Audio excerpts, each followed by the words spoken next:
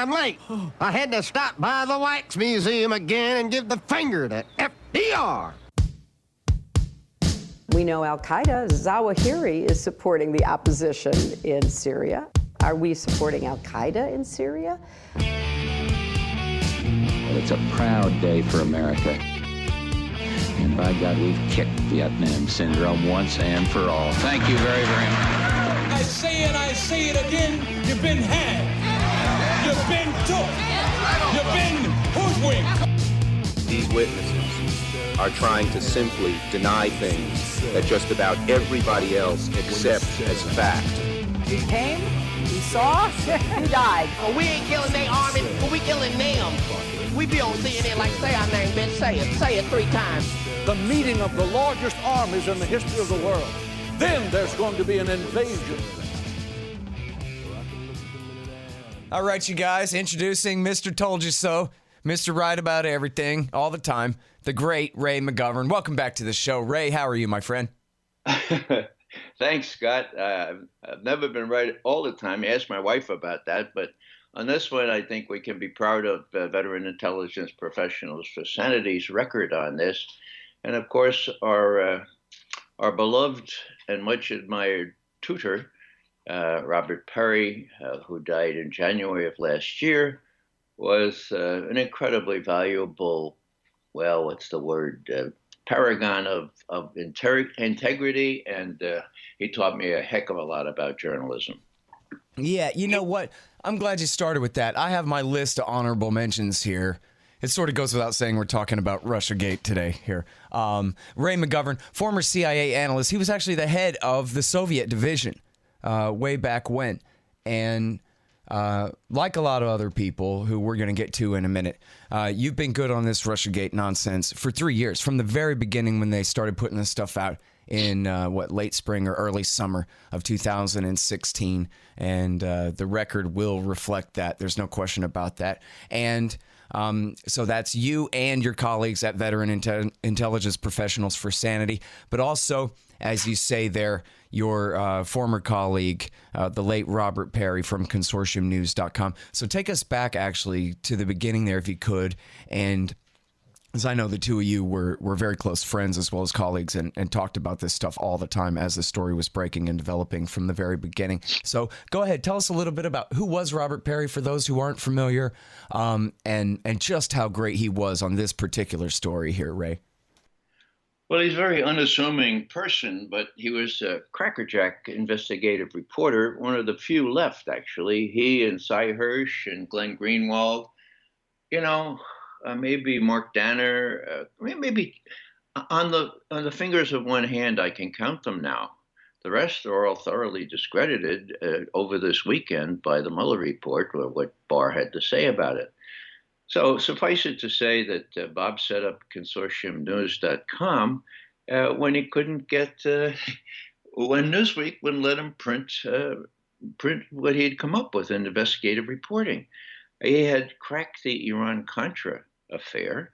Bob won such acclaim for unveiling not only that, but the October surprise, which showed that the CIA and others persuaded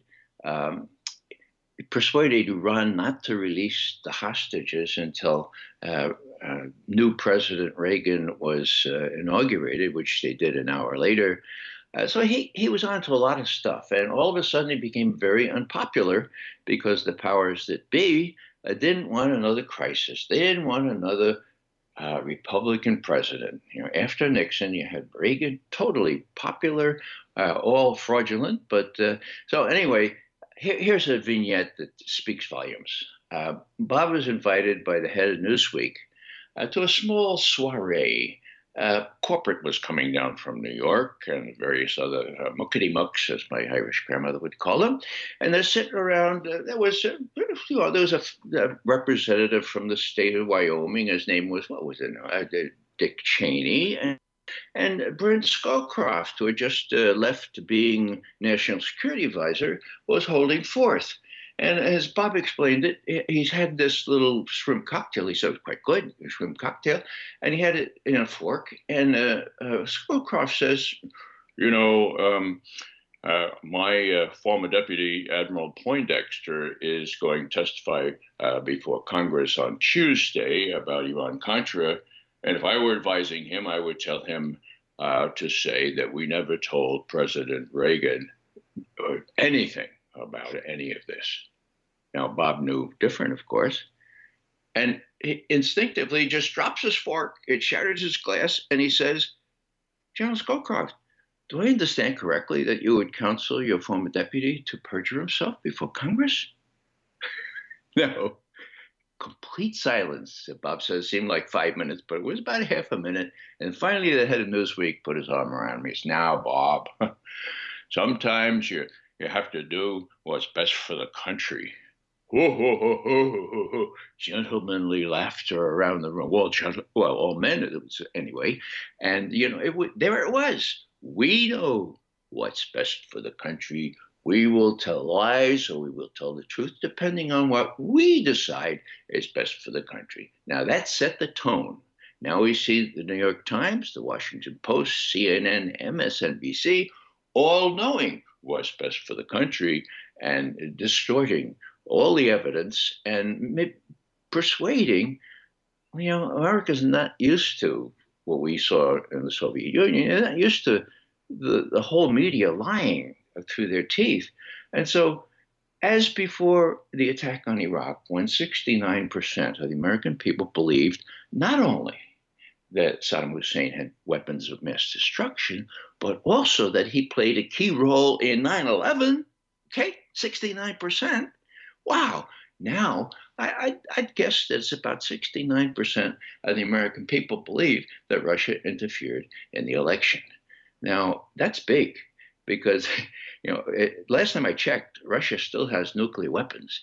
And to the degree you stoke up artificial tension with Russia and with crazies like Bolton and Pompeo having Trump's ear, and now he feeling his oats as having been vindicated on this. My God, I think the situation is more labile, as the Germans say, more delicate than ever before. So I worry about this, and the whole thing traces back to how the media decided that they would not be the fourth estate holding the government accountable, as Edmund Burke suggested when he coined the phrase. No. They would be a handmaiden. They would drink the Kool-Aid, and they would decide what's best for the American people to know. And so we have this lie, let's call it what it is, this lie about Russian hacking. That was the cornerstone. Let's not forget. Nobody talks about Russian hacking anymore because there is no evidence of Russian hacking. The forensics that we have done in Veteran Intelligence Professionals for Sanity, which includes 2 former technical directors of the National Security Agency, the forensics we have done on the metadata show beyond reasonable doubt that nobody hacked the Russians, nobody hacked the DNC. What happened was some insider put a thumb drive in a computer, copied onto the thumb drive the DNC emails, and got them somehow, probably by getting on I was going to say Pan American, then I was going to say TWA, my God. No, getting on some kind of flight across the Atlantic and giving it to one of maybe Julian Assange's associates. So just to finish up on this, what was the effect of the publication of the DNC emails? Well, I think most people would agree that it really hurt Hillary Clinton. Why? Because they were true. They were factual. They were literally authentic. Okay, what did they show? They show that she cheated Bernie Sanders out of the nomination for the presidency. Ooh, did that tick off a lot of people? You bet your boots it did, especially all those fans of Bernie who went over to work in the DNC when Bernie caved in. Oh, did one of those fans put a thumb drive in a DNC computer? That's what I think. I can't prove that, but I can prove that it wasn't hacked. And NSA would have that information if it were hacked. So, hey, let me jump in there for a second to say that, I read some dissent from even inside Veteran Intelligence Professionals for Sanity, which is worth mentioning here. about that. Seems like a Russian agent could have put a thumb drive in there. I don't know. It's all kind of hypothetical. So I don't know about beyond reasonable doubt personally. And I'm no NSA forensic computer genius either. So I don't know what position I'm in to judge. But I can certainly say that Benny and y'all's report cast doubt. Plenty of doubt on the whole theory that this must have, essentially this giant begged question, that this all must have been the GRU that did it. And I'll add that I interviewed Craig Murray myself, and Craig Murray told me not that he received the leak, the Daily Mail got that wrong, but that he met with the person who gave the leak to WikiLeaks and talked with that person, and that person was in no way conceivably tied to Russia whatsoever. And he did not say specifically that it was a disgruntled Democrat member or anything that specific. But certainly there was room for that. And then he implied quite specifically, meant for us to infer that the Podesta leak actually came from inside the intelligence community. And that was a vendetta by, I think he was implying the National Security Agency were the ones who were responsible for that one. I don't know about that, but certainly there's enough to cast a lot of doubt on the theory that it was certainly the Russians. And so you can go ahead and say one thing, but then I'm going to play this clip of you confronting Representative Adam Schiff about this, Ray. Yeah, let me just interject here, Scott. I guess the highest position besides briefing the president in the White House every other morning that I had at CIA was being a national intelligence officer. That meant that I had at my beck and call all the assets of the intelligence community, not just the CIA. And I represented Bill Colby at the time, the head of CIA. Now, what does that mean? That means when technical issues came up, I relished the notion that I could pick the most honest, the most experienced, the most expert technical people that I knew were honest, and I could ask them to give me a draft. And that's precisely what happened. When the flap went up, Turkey invaded Cyprus, right? And that Congress cut off arms aid or arms deliveries to Turkey. Whoa, that was a big flap. So what's Kissinger wanting to do? He's going to say, this will deprive our intelligence people of insight into what's going on in Russia because we have all these bases in Turkey and they're going to close them and it's going to be terrible. So I said to Bill Colby, I said, Bill, I don't know if that's the case. I need to do a memo so that we can inform Congress as well as Kissinger what damage this would do if the Turks kicked us out of Turkey. Okay, so I went to Admiral Showers, the guy who knew chapter and verse about our collection in Turkey. And he said to me, Ray, no sweat. In 2 months, we have an array of satellites that can collect 3 times as much intelligence that we need on the Soviet Union as the current setup, land-based radar and so forth in Turkey. So write that. No, I said, give me a draft. So he gave me a draft. I polished it. I checked it out with the other analysts. And we gave it down to Kissinger. Now, did Kissinger like that? He hated it because this destroyed his whole case. What's my point here? My point here is that we squishy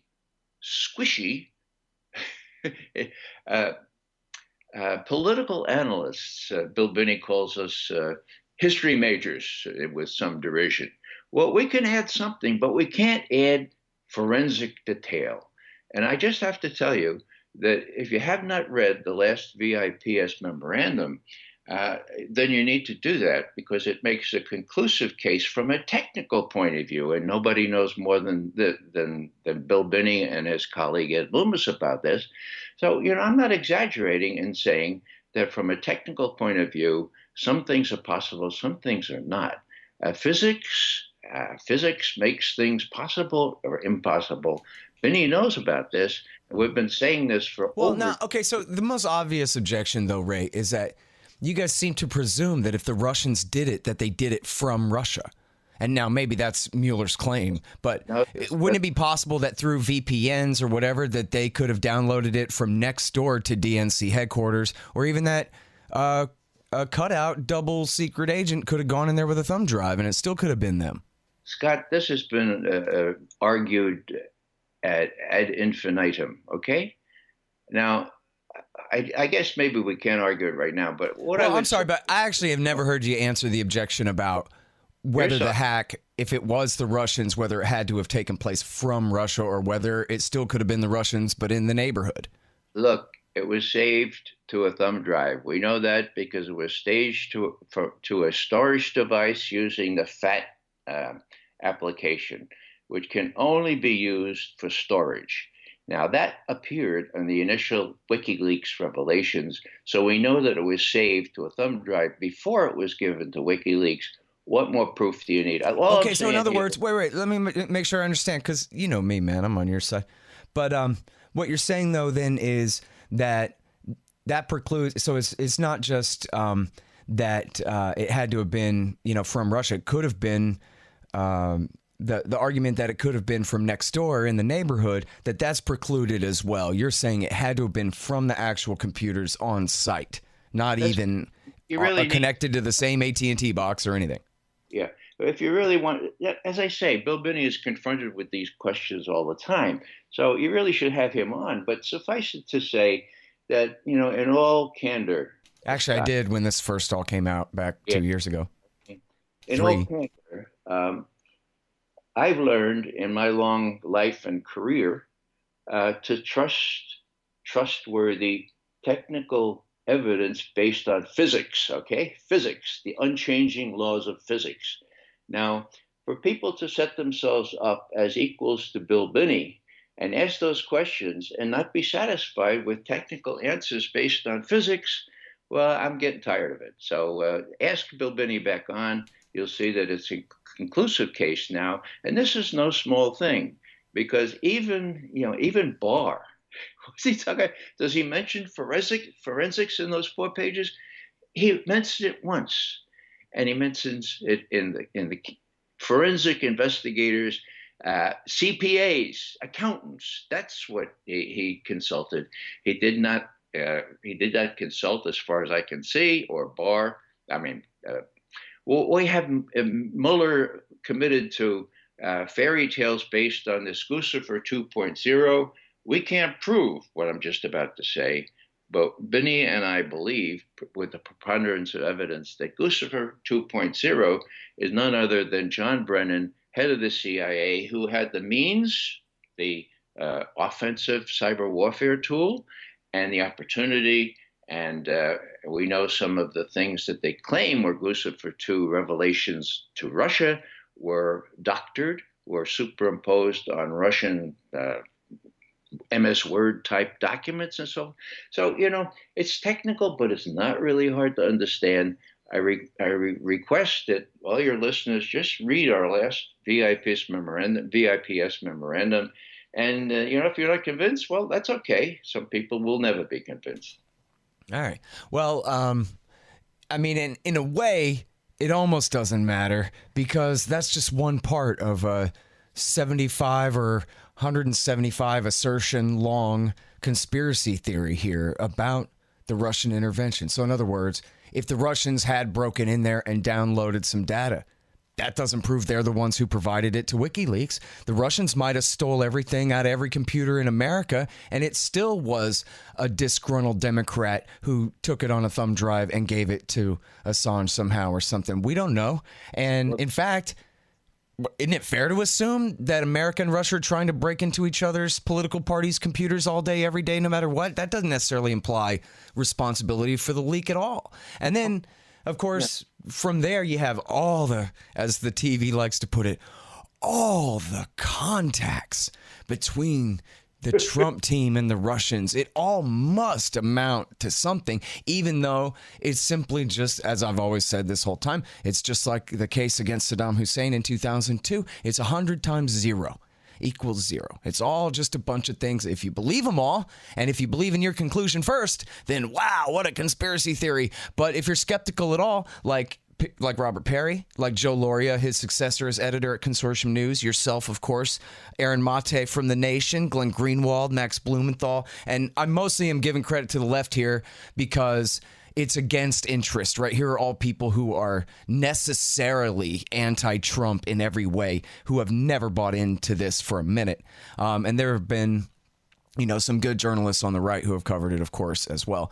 But so those people deserve credit. I want to make sure I mention that. Peter Van Buren, of course, he's coming on next, has been right about this all along. I've been right about it all along.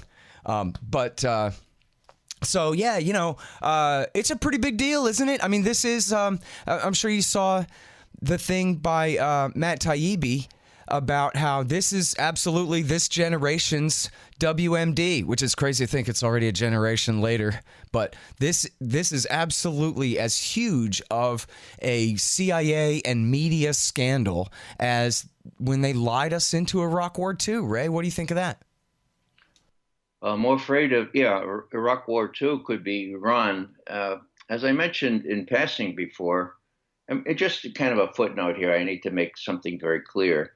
If Guccifer 2.0 can be proven to be a fraud by the principles of physics and forensics, then Mueller's indictment of these 12 GRU, not apostles, but the GRU operatives, for doing their intelligence work and for, if Guccifer 2 is a source, which it is, then that thing falls apart too. So Guccifer 2 does matter.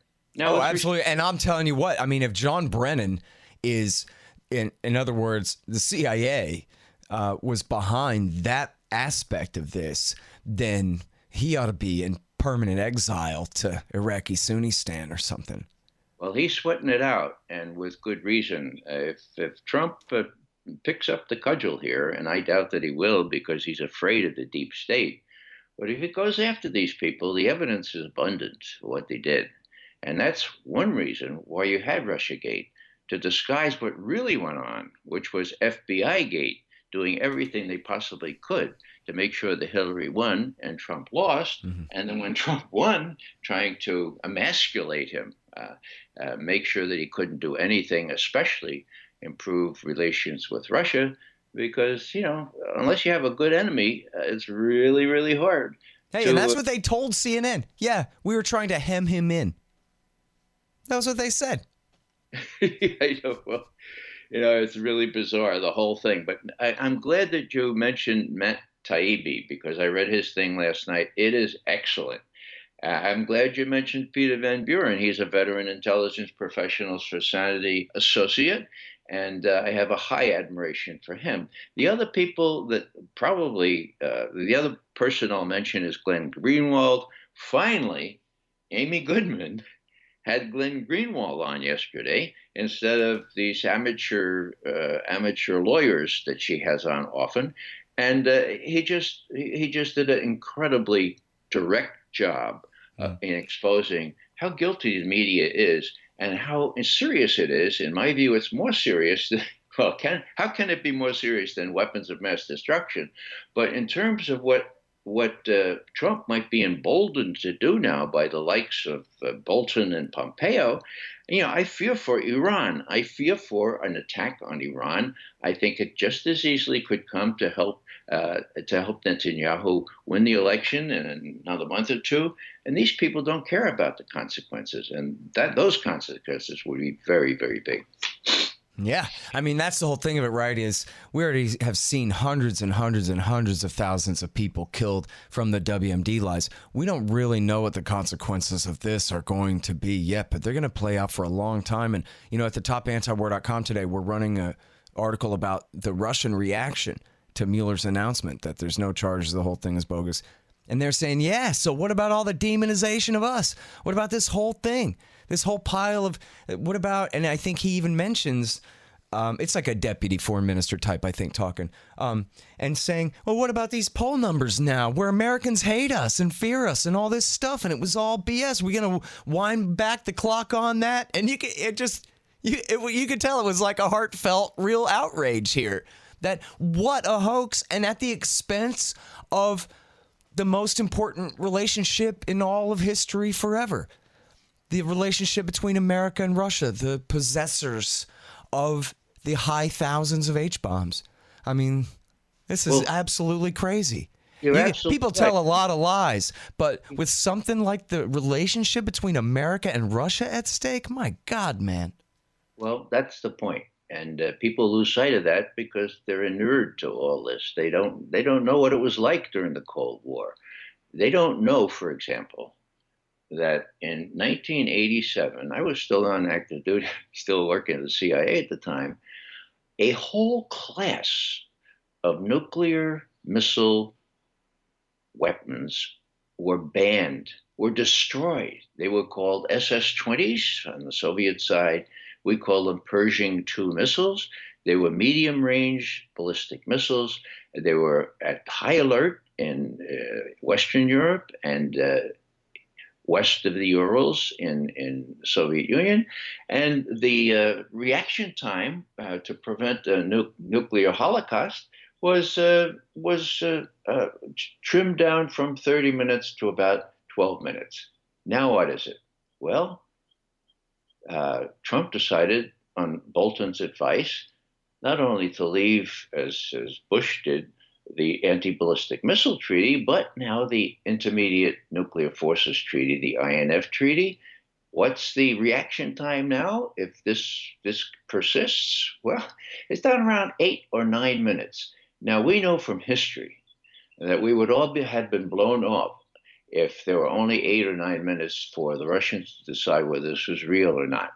And for those who have this naive idea that if we did a first strike on Russia, Putin would, in his wisdom and his kind of nonchalant, say, "All right, well, we're doomed. So what's the sense of killing a couple 100 million Americans?" No. He made clear when he ran for re-election last year that when somebody said, "Well, would you really retaliate if Russia was going to be blown up anyway?" And he said, "Look," he says, "what would the world be like without Russia?" Now, that's pretty clear. The Russians are used to being attacked. They lost 26 million in World War II. They know that we're not used to being attacked. So if you're a Russian commander-in-chief, what are you going to tell your rocket forces commander when you hear people like Pompeo or Pence saying, "Well, the rapture is not so bad. If we destroy the world, at least we'll be saved. We'll be raptured up, but the rest of you will be left behind." What is Putin to make of all that? And what about the people that oppose Putin's relative relaxed reaction to what he sees on this side of it? So all this is at stake, and you do very well, Scott, to point out that this is what really matters. A broken clock is right 2 times a day. Trump is right about Russia. He's right about Korea. Okay, maybe that's all he's right about. But this campaign, what's out of Afghanistan too? Yeah, well, he'd like to be right, and he'd like to be right about Syria, too, but he's not his own man, as you and I know. He's got the deep state to contend with, especially in the military in those cases. And so he's got to tread a pretty careful path. What worries me, as I'll say for the third time, is that now that he's been vindicated, and that's the right word to use, okay, vindicated, that this was a big witch hunt, what will that prompt a man with his sort of brain cells to do? Well, what he's already done is violate every international treaty and recognizing Israeli occupation of the Golan. Yeah, that's big. What will he do? Recognize occupation of the West Bank next? I know that's what Jonathan Cook says this morning. Is why not? Yeah, and would he perhaps authorize a limited strike on Iran, or create some sort of provocation so that there would be a Netanyahu riding the wave of active hostilities with Iran when the election comes in another month or so? I mean, this is all really, really where the rubber hits the road, in my view. Wherefore art thou, Admiral Fallon? Somebody stop these guys. Yeah, when he said that to my friend Pat Lang, who runs his own website. Wait, what did he say? Tell him. Colonel Pat Lang, he said, we're not going to do Iran on my watch. Now, what was his watch? He was head of CENTCOM. Yeah. Who was one of the people working for him? Petraeus. What did he call Petraeus? Well, I won't say it on air because it's not really nice. But, kissing little chicken S. That's what it was. So there you go, the censored, Colin grown-up knew little he kid was version. cashiered, and he was cashiered within a month. Bobby Gates went out and said, "Sorry, you got to."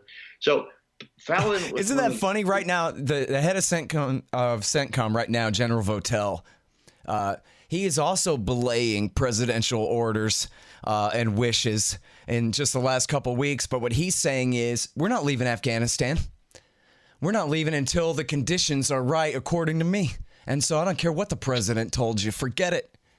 Mm-hmm. So that's kind of the same thing, only in the other direction there. Yeah, Obama bowed to them. Trump is bowing to them. And not only them, but the other members of the deep state. You know, most people forget that just 2 weeks before Trump became president, Chuck Schumer, who has something like 30 years in Congress, House and Senate together, he said, I thought Trump was a pretty smart guy, but he's done a very dumb thing. And Rachel Maddow says, "Oh, what would that be, Chuck?" And Chuck says, "Well, he's taken on the intelligence community, and they have 6 ways from Sunday to get you." I thought he was smart in that he's done a very foolish thing. Okay, right. That was the 3rd of January, 2017. Fast forward to the 6th of January. What's that? Just 3 days later. And what happens? Well, the Gang of Four, the head of National Intelligence, James Clapper, head of FBI, James Comey, head of CIA, Brennan, and the head of the NSA, Rogers, they descend on President-elect Trump. And what do they say? "Oh, we just completed an assessment that says that, actually it says that, you wouldn't have won the election without Putin's help." Okay. And then if you want to add insult to injury, Comey says, "Now, gentlemen, I have something very important to discuss with the president-elect. Could you leave the room, please?" The other 3 leave. And then the coup de grace, he says, "Now, Mr. Trump, I have to tell you something very delicate here. It's not confirmed, but we have these reports that you were cavorting with prostitutes in Moscow and all kinds of other scurrilous detail. And we just want to let you know ahead of time that we have it. And it's probably hit the press. Of course, it did in the next couple of days. And so we just want to let you know that we have it." Now, man, Trump should have fired him on the spot. Oh, you got it. Yeah, see, what a punk he is. Mr. Deal Closer getting pushed around by his underlings that way. So instead, Trump sort of tries to try to get Comey on his team, right? And finally, he fires him. And when he fires him, what does he say? He says, "It's a Russia thing." Now, that's a far cry from saying, "Well, I'm trying to stop the Russia probe," or I fired him because he investigated me. No, it was the Russia thing. It's Comey going to him in the best tradition of J. Edgar Hoover and saying, "I just so you know, Mr. President-elect, we have this dossier. Actually, it's on you, and we can't. We have it. Just to let you know." I would have fired him. I would have said, "Mr. Comey, please go back, clear out your desk. As soon as I'm president, you're out of there." But he didn't do that. So, it's sort of complicated, but not really. There's a storyline here. Hillary Clinton decided that she would use the Russia thing as a wedge issue, that when Julian Assange announced he had emails related to Hillary Clinton, she needed to find some magnificent diversion from that. And so she said the Russians did it, and the obedient media, as soon as the emails came out, said, "Why did Russia do this? Why did Russia?" And nobody looked at the content of the emails, which showed that she stole the nomination for Bernie Sanders, pure and simple. It worked then. And then when she lost, of course, they were very eager to pursue this, not so much, with equal intent to disguise what they had done, what the FBI, what the Department of Justice, for God's sake, the CIA, NSA had done to make sure that Hillary won, and when she lost, to make sure that they emasculated Donald Trump. So it's pretty complicated, but not so complicated that Matt Taibbi and people like Peter Van Buren And we at Veteran Intelligence Professionals for Sanity, and not least Glenn Greenwald, can't dissect it in a digestible way. The problem is, of course, you know what I'm going to say, we can't get in the mainstream media. So how are Americans going to learn what really happened? Hey, you guys, here's how to support this show. First of all, buy my book, Fool's Errand, Time to End the War in Afghanistan. It's available in audiobook read by me. Check out all of that at foolserrand.us. Of course, subscribe to the podcast feed at scotthorton.org or at libertarianinstitute.org. And all the archives are also on YouTube, youtube.com/Scott Horton Show. Support me at Patreon. Anybody who supports at Patreon or at paypal.com for $5 a month, and you will get access to my private Reddit group. There's about 150 of us in there now. It's a great little group. A real improvement on my former life on Twitter. And you can join it up too. Go to scotthorton.org/donate to find out all the details about that.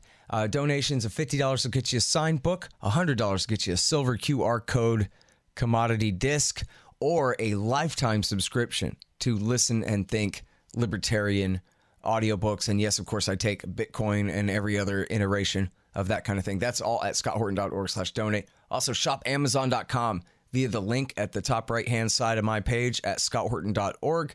And hey, give me a good review for the show on iTunes or Stitcher or Google, whatever the hell it is. And Amazon.com if you read the book and liked it. And thank you for your support. Yep, well, and that's the whole thing. That's actually been Greenwald's biggest point, is that never mind any right-winger. They have all of these left-wing and progressive critics of the Russiagate scandal who were all banned, outright banned by name from MSNBC and CNN so that they could perpetuate mostly the narrative that no one disagrees with this truth other than Donald Trump, the guilty party denier.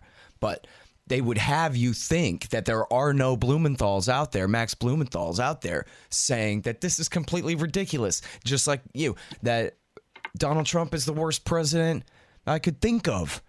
And it still isn't true. You know, like David Koresh was a scumbag, but all the things that you say about him are still a bunch of lies and demonization to justify mass murder or justify whatever it is.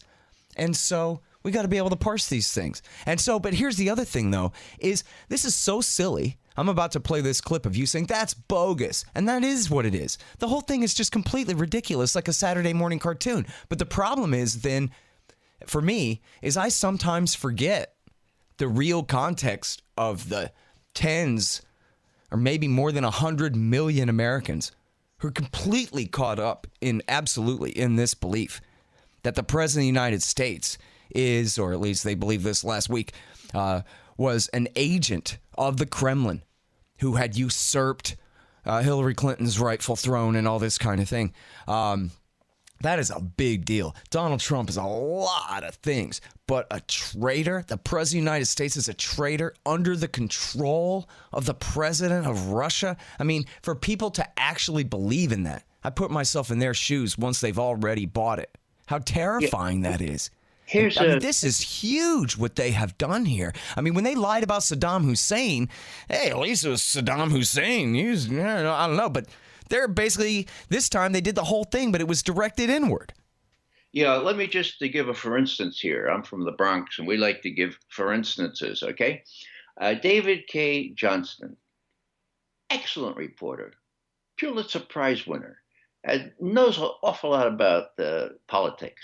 He's on with Glenn Greenwald on Amy Goodman's Democracy Now! Yesterday, and he's after saying last week that Trump is a Russian agent. My God. And so Glenn called him on that. And Johnstone said, I didn't mean agent. I meant asset. And which, Amy, of course, he defines down to mean nothing, right? Yeah, but Amy looked in the record and said, no, you said agent, So here are... But then but on that point, is he defines asset as anyone who does anything that the Russians would approve of. So in other words, it means nothing at all, which is a huge climb down from agent, It's not just a different term for the same thing. It's a different term for an entirely different thing. Not for the normal American. Look, I forgot to say this from the outset, and my wife is going to yell at me. I think Trump is the worst president the United States ever had. All right. I think he should be impeached. I think Nancy Pelosi is a coward in not beginning impeachment proceedings. I don't think it should be impeachment on a lie, though. That's the point of our conversation.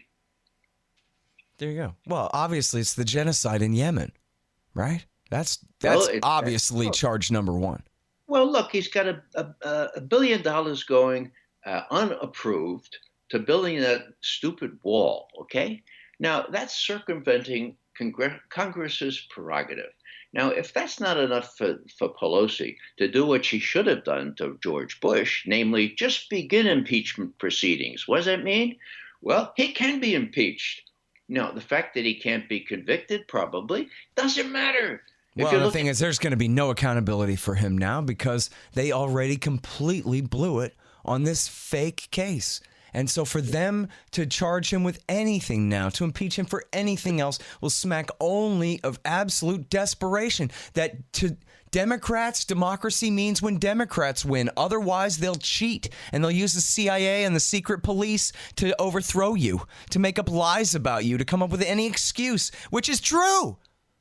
Yeah, you put your finger on it. You're more politically astute domestically than I am. And I think Trump has reason for concern now because if he goes ahead and does the things that he's threatening to do, namely hold these guys accountable, well, these guys are the people that Chuck Schumer warned about. This is the quote intelligence community, end quote. We call it the deep state now. And it's everybody. We used to say the military-industrial complex. I've got a new acronym. It's MICI-MAT. Here, listen to this. The Military-Industrial Congressional Intelligence Media Think Tank or Academia Think Tank Complex. MICI-MAT. Now, everybody's in it together. Don't forget Twitter. Well, that's the media. See, media is big. And as I've been saying for years now, there is no fourth estate. The thing that I've noticed most, the transcendent value that I point to in my 55 years in Washington is the fact that we no longer have a free media. And that's so big that we have to use people like us and others to figure out, we should be smart enough to be able to break in. And maybe this is our chance, The mainstream media has disgraced itself, and leading people. I mean, you don't have to talk about Rachel Maddow. She's sort of mad anyway, but Johnstone, Risen, Mayer, these are people I used to cite as really good investigative reporters, almost on a par with Robert Parry. They all repeated all this stuff without any evidence at all. And that's not to mention amateurs like, what's her name, Marcy Wheeler who Amy Goodman has always had her go-to gal for this thing. By the way, I wanted to mention about yesterday's show with Greenwald, where he just got up there and completely smashed him. But Amy Goodman pretended as though, oh, yeah, of course, she's agreed with Greenwald about this all along, obviously, this whole thing, right? But no. Listen, I used to be a regular on Amy Goodman. Not a regular, but every 3-4 months or so. But now I have to get beat up in Congress to get on Amy Goodman because she doesn't want to hear what I have to say. So we've been effectively banned from Democracy Now! And from other ostensibly progressive sites simply because we would not go along with the Russiagate fable. And now I have to see. Maybe I've been suggesting that Amy invite Bill Binney back on for about 3 months now. Well, she had Greenwald. That's almost as good. Yeah. But if you want physical evidence, if you want a physical description of what happened and what didn't happen, based on physics and forensics, then you need a person like Bill Binney or his compatriot Ed Loomis, who was also a technical director at NSA before he retired. By the way, I left Gareth Porter off the list. He's, of course, done great work on this. Yeah, Gareth is debunking this. I'm sure I'm leaving a lot of people off the list, but I'm trying to mention them as I remember them. Now, hold on with your horses there for just a second, because I want to play this clip of you confronting Adam Schiff, Democrat member of the House of Representatives from California, and he is the ranking member. Oh, at this time was the ranking member. He's now the chairman of the Intelligence Committee. And this is you busting his chops right to his face at the Center for American Progress, the very Democratic Party connected center-left think tank here, Ray. So here we go. It's just 2 minutes. You guys will like this. Schiff, my name is Ray McGovern. I served in the CIA under 7 presidents and 9 directors. Well, thank you very much. We have a little alumni group called Veteran Intelligence Professionals for Sanity, and we've been following this issue very closely. One of our members is the former technical director of NSA. I'm interested in 1 week ago, when the president said this, I don't want to misquote him, the conclusions of the intelligence community with respect to Russian hacking were not conclusive regarding WikiLeaks. In other words, there's a big gap between alleged Russian hacking and WikiLeaks. The intelligence community does not know how or if that information, to the degree it exists, got to WikiLeaks. Now, you assert as flat fact that Russia did this. Do you know more than Obama? I would never claim to know more than Obama. I think he's a brilliant man. It's a very serious question. No, it's a serious question. I have every confidence in the intelligence of the Russian hacking of both the DNC as well as John Podesta. James Clapper is a convicted... You asked me a question. Do you want to hear the answer? I will. While I can't go into the classified information, I have every confidence that the Russians used WikiLeaks. Whether Julian Assange was a knowing participant or, as the Russians would describe, a useful idiot, that we will hopefully find out. But I don't have any question in the conclusions that the intelligence. You have every confidence, but no evidence. Is that right? No, I can't share the evidence with you. Yeah, Congressman. I'm Paul Joyal. I'm former that's bogus. Security Senate Intelligence. Good for you. Good times, Ray. That's a funny clip. And of course, this is a guy who's told the TV news repeatedly that, oh yeah, no, I've seen the real evidence, and told Chuck Todd, not just circumstantial evidence. No, actual evidence. Sorry, I could tell you, but I'd have to kill you. But yeah, no, it's there. Just wait. Just be patient. Just keep waiting. He's still saying that. And by the way, and this is something we should talk about here in the last few minutes, at least briefly, is the fact that on MSNBC and on CNN and in the Democratic Party in Congress, they're not giving an inch on this. They're not saying, geez, I guess maybe it's stuff on my dick a little bit. No, they're saying, well, we want to see the real report because this guy Barr says this and that and whatever. Greenwald, of course, mocked this. If anybody thinks that Robert Mueller is just going to sit there while Barr misrepresents what's in the report, that's just so stupid. It's not even worth entertaining, except if all your questions are begged and all your conclusions come first, then, of course, this is just Barr's cover-up. Or for that matter, Mueller was a Bush guy, wasn't he? So all this time they were relying on him, but it turns out he's just another partisan Republican, probably, right? And Trump is just as much a traitor today as he was a week ago.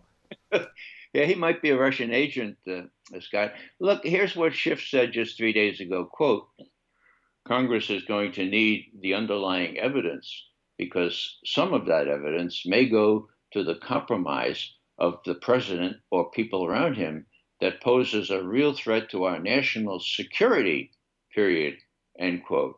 Well, the Democrats are digging their own grave here. I mean, the whole thing has given Trump an unexpected gift for the next election. So unless they get off this thing, unless they say, hey, look, we thought that Mueller was Saint Robert Mueller, and so we follow through and say, okay, now we accept that. But, these are the other things he's done. Now, that's my point.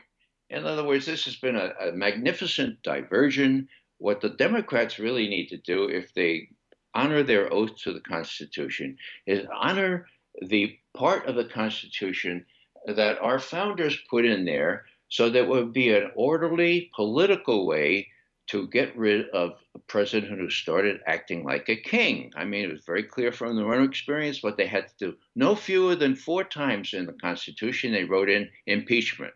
Now, people say, oh, he can't be convicted. That doesn't matter. Andrew Johnson was impeached. What was the result of that? People think, oh, he wasn't convicted. It doesn't matter he wasn't convicted. He was restrained. He was prevented from doing some more of the crimes that he was doing in the south of our country. It was an incredibly effective, salutary result, impeachment. The fact that he wasn't convicted because of 1 vote, that doesn't really matter. So what Nancy Pelosi and Chuck Schumer and the whole bunch of them are doing is playing politics because they thought, at least up until now, that this was a big issue they could win on big in the next election. And, you know, I remember when Cindy Sheehan and I talked to John Conyers, once John Conyers became chair of the Judiciary Committee in the House, right after the Democrats won big in the 2006 election, what Conyers said is Nancy will not let us impeach. And we said, well, wait a second, you know, you could get the votes. He said, no, she says that we don't want to appear divisive because then we won't win as big. But the thing is, there's so much truth to that, right? I mean, they could start a war right now. They've been talking this whole time. Elizabeth Warren 3 weeks ago was saying, we need to use the 25th Amendment to overthrow Trump. As though the 25th Amendment says there that, oh yeah, the establishment can do a coup d'etat if they feel like it. That's not what it says. You're going to get people assassinated with this kind of thing. If you're going to, if you want to make it bipartisan, how about, okay, Trump gets impeached, but Brennan and Clapper and Comey and McCabe and all the people responsible for this are permanently stripped of their citizenship and exiled out of the United States for the rest of their lives. How about real accountability for the people who set him up on these bogus charges? And then we'll impeach him for something real, like mass murdering tiny helpless babies in Yemen. But of course, that would never be it, right? Because that's a crime of state. They'll impeach him for a Watergate burglary. They won't impeach him for killing every kid in Cambodia. And that's the deal. We all know that's the deal. And you know what? He's going to get reelected is what's going to happen. Because all the Democrats and their opposition, they deserve to lose. They deserve to lose every single seat they've got for what they've done here. And that doesn't make him the good guy, but it makes them the much, much, much worse guys that they have done this. So, I mean, impeaching him, I hate to put it on the back burner, but compared to a CIA secret police putsch against the elected president, those guys should be buried under the supermax right now. That should be the priority, no matter who. And I would say the exact same thing if they did it to Hillary Clinton. I would. And I hate her beyond all reason. And I would still always defend the elected president against the CIA and the FBI. For God's sake. Well, here's the crucible. The evidence is there.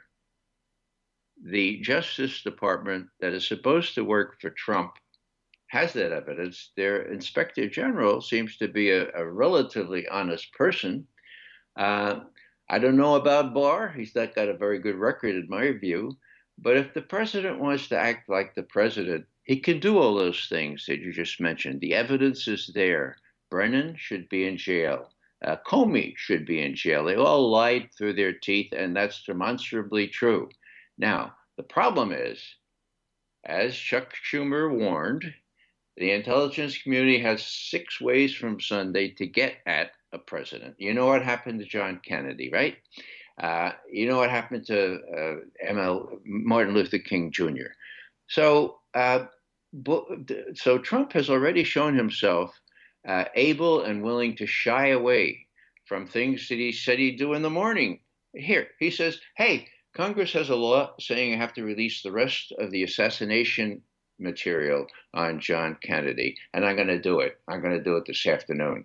What does he do at 3 o'clock in the afternoon? He says, without any embarrassment, I've talked to the FBI and the CIA, and they say we can't do that. It's too sensitive, so we'll revisit it in 6 months. What happens after 6 months?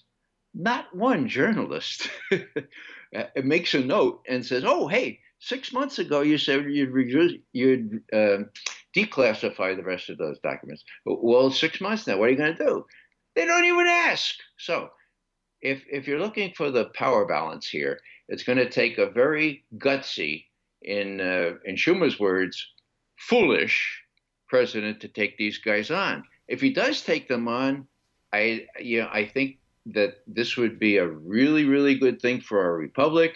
But meanwhile, he's done so many unconstitutional things. Most recent one is $1 billion for that stupid wall. That there's high crimes and misdemeanors galore for which he should be impeached. The Democrats have the majority. They should impeach him. Why does nobody say that except me? Well, it's because his worst crimes, I mean, you're right about he has absolutely no authority whatsoever to appropriate money that way, declaring an emergency that his own colleagues in the Senate help repudiate, his Republicans colleagues, et cetera, like that. But as we all know, all of his worst crimes he inherited from Barack Obama. And if they're going to put him under the supermax, they got to bury Obama with him, and they won't do that. Obama inherited 2 wars from Bush. Trump inherited 7 from Obama. And so everything else is trivial compared to that, but that's all stuff that the CIA and the military are doing for him, with him. And so that can't be a crime, no matter how many innocent civilian people are being killed over there. Well, Obama, in my view, was a fraud from the beginning. Well, like the war in Yemen is 4 years old right now. 2 years under Obama, 2 years under Trump. Equally divided responsibility. If anything, Obama's more responsible because he started it, but still. Yeah, I weigh a government by what it does to the least of the people in our country. And when I see the accumulation of wealth upwards, and I see how people are hurting, and what Trump has done to exacerbate that situation ad infinitum, that's what speaks to me. I care about all Americans. Trump does not. And he's done things that are horrendous in terms of hurting our own people, as well as bad things abroad. So Obama was bad, but at least he did get some medical insurance for a lot of Americans that didn't have it before. It wasn't perfect, but at least he did that. That's about the only thing that comes immediately to mind. But the Iran deal. He gets credit for the Iran deal. The Iran thing. So, it really is worse now. And as I say for the 4th time, my fear is that Trump is going to feel his oats now, and he's going to listen to Netanyahu. And Netanyahu says, look, just a little stripe, right, a little false flag in the Persian Gulf, and I will strike back, and I'll win the election, and we'll be best buddies again. Then we'll annex the West Bank, and Well, let's just hope he takes out all his anger on Brennan and Clapper and Comey and them, and leave the poor Iranians alone. I'm sorry, I got to go, Ray. It's Peter Van Buren's turn here, but thank you so much for coming on and talking about this. You're most welcome. And thank you, by the way, especially just for being good on everything and being reliably smart and seeing through these lies. And, people really count on that. Well, if this stuff is true, how come Ray McGovern doesn't believe in it? It's because it's not true. That's why. It's really important. So thank you for that, really. You're most welcome, Scott. Yeah. Okay, that's the great Ray McGovern, everybody. Former CIA, but he's a hero now. All right, y'all, thanks. Find me at libertarianinstitute.org, at scotthorton.org, antiwar.com, and reddit.com/Scott Horton Show. Oh, yeah, and read my book, Fool's Errand, Time to End the War in Afghanistan, at foolserrand.us.